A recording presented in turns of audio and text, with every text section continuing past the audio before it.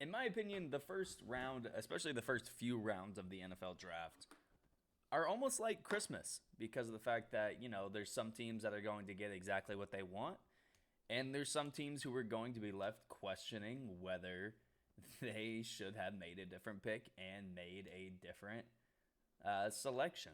Now, let me just say this. All 32 guys that were drafted last night have a chance to have a Hall of Fame career, have a chance to be all pros within a short matter of time with their given team. And if you're a fan of one of the teams that made a selection last night, there's only a few teams last night that did not make a selection. However, if you are a fan of a team that did make a selection last night, especially someone who is a fan of a team that picked in the top half of the draft last night, be patient. Be patient. Because at the end of the day, if you're not patient, then in 2 years you're going to be shipping him off to somewhere. And there's a chance that he becomes exponentially better somewhere else because they gave him the proper guidance and patience. Now that that's out of the way, let's go ahead and talk about what happened last night. So, Jaguars, Lions, Texans, Jets, Giants. All five had the first five selections of the draft last night. All five decided to take a defensive player with their selection. And, a team that I think really got out of the draft last night with possibly the best haul in terms of how each of these players were graded and how each of these players were ranked amongst their same position counterparts.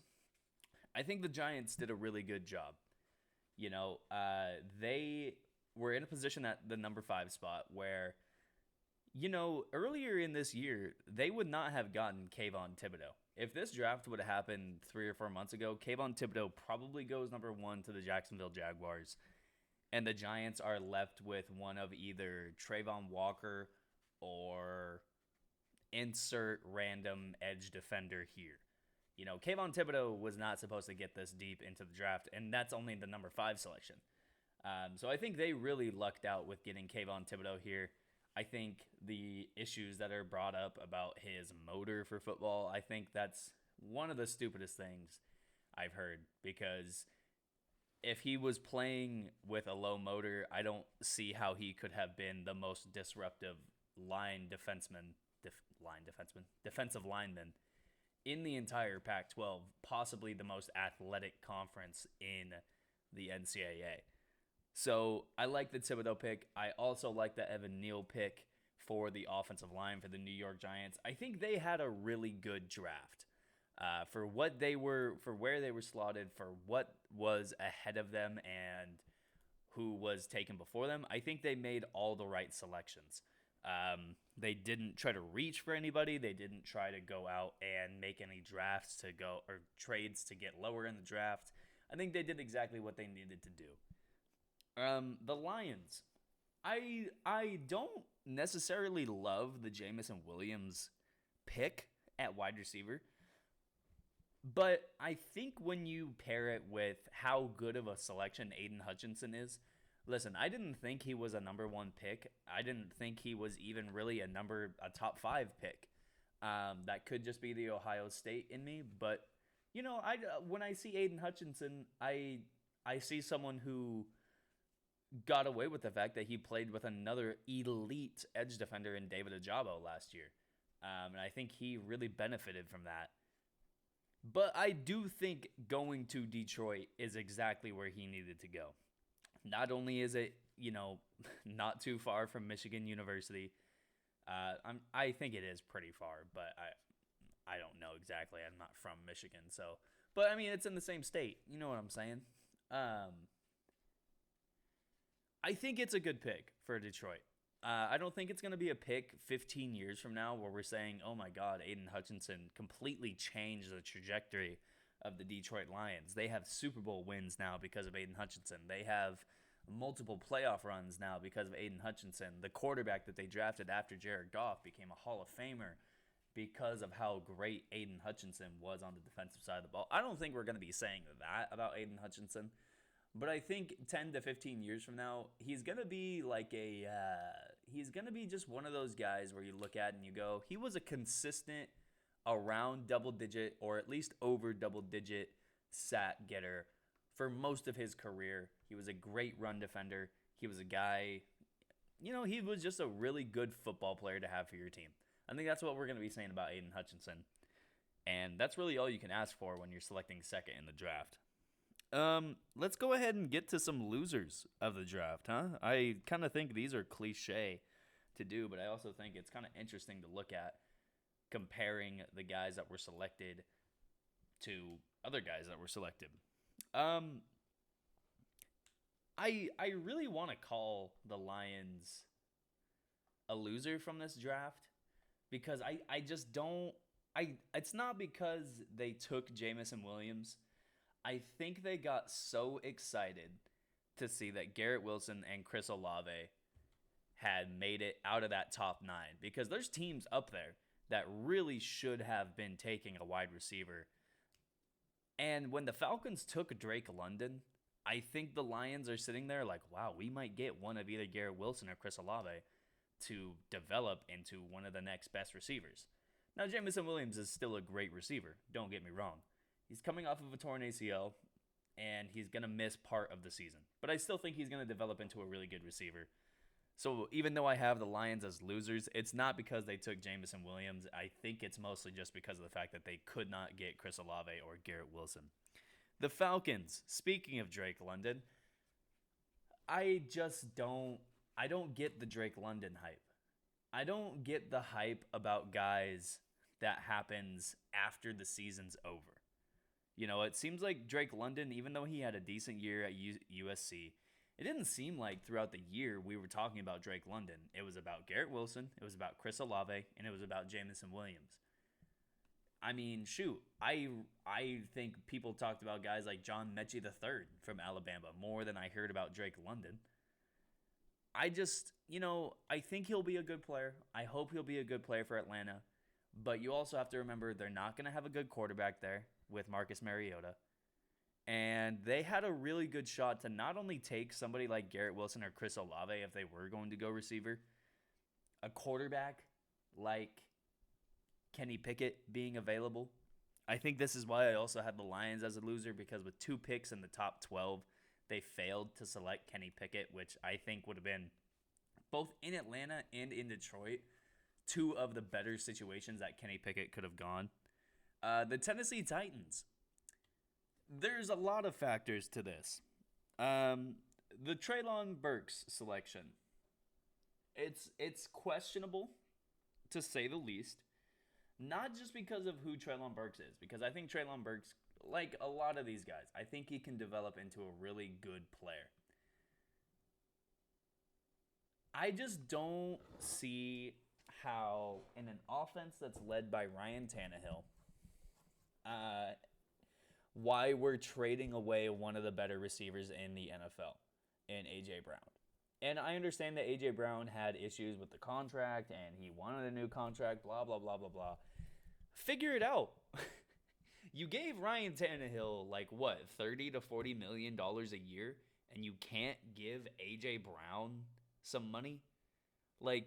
You can't fault the players because you're terrible at your jobs in the front office. I just don't agree with what happened with Tennessee last night. Another team that I really don't agree with, the Green Bay Packers. Quay Walker, I'm sure, is going to be a good inside linebacker. I'm sure Devontae Wyatt is going to be a great defensive tackle for Green Bay. I just, with Nakobe Dean available, I don't get why you take his... I just don't get what Green Bay did. They easily could have tried to package both of those picks to get close to somebody like a Drake London or somebody like a Chris Olave or Garrett Wilson or Jameson Williams. They're obviously just not doing the right things. I'm sure defensively, these were selections that could have been made in the second round. And now if Nakobe Dean is going to be in the second round, Green Bay probably... it doesn't make sense. And I'll leave it at that. Let's talk about some winners. How about New York? New York football, huh? I already talked about the Giants, but the Jets as well. deciding that, you know, making improvements on the boundaries of the football field are exactly what they need to do. They got possibly the best cornerback in the draft in Ahmad Garner. They got, in my opinion, tied for the number one receiver in the NFL draft in Garrett Wilson.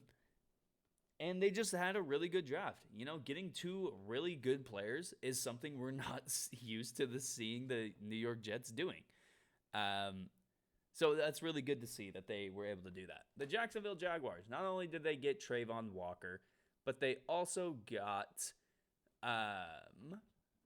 Devin Lloyd late in the draft. Another guy that, if you're looking at the Green Bay Packers, you're like, you took Quay Walker over Devin Lloyd? Wow. Devin Lloyd, really good inside linebacker, paired with Trayvon Walker now. Hopefully those two can lead the Jacksonville Jaguars alongside Josh Allen into a new age of that, defensive side of the ball for Jacksonville. The Philadelphia Eagles.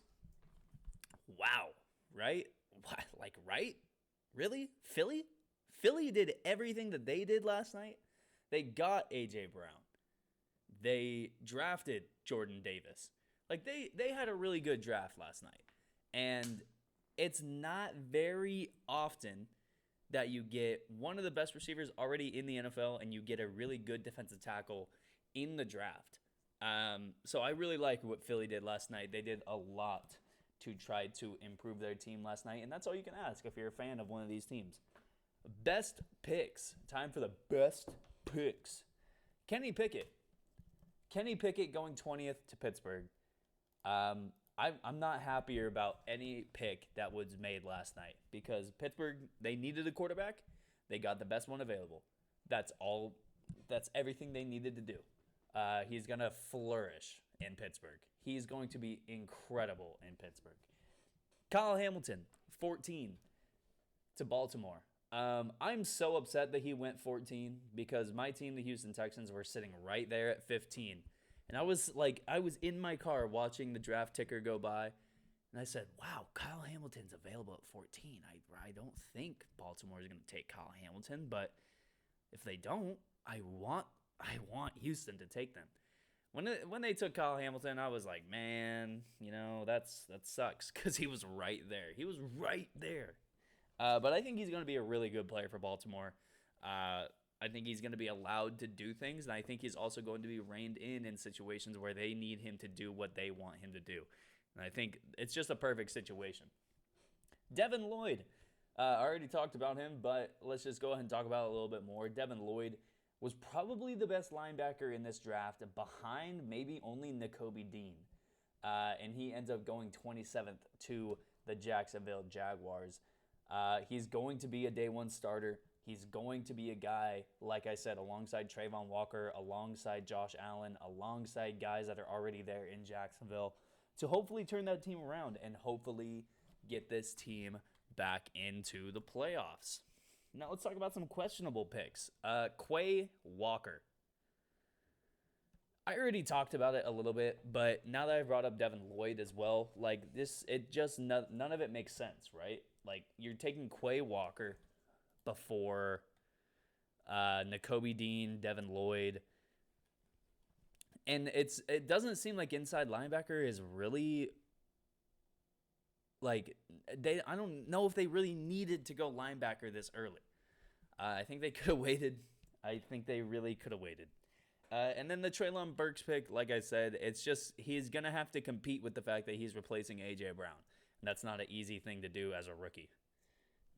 And with all that being said, that's going to be it for me. And probably make another one of these tomorrow after day 2 of the draft. So stay tuned.